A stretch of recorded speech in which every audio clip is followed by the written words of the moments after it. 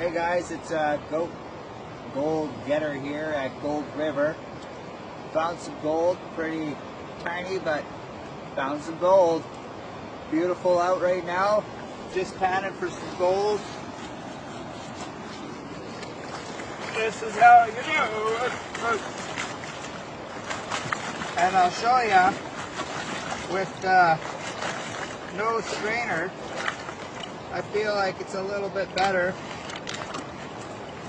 to get the gold, put more in your hand here.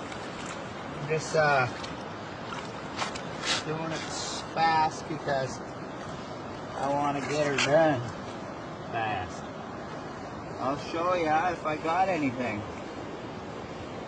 Just a little nugget right here. So, see that little one right there? It's a little nugget. About $500.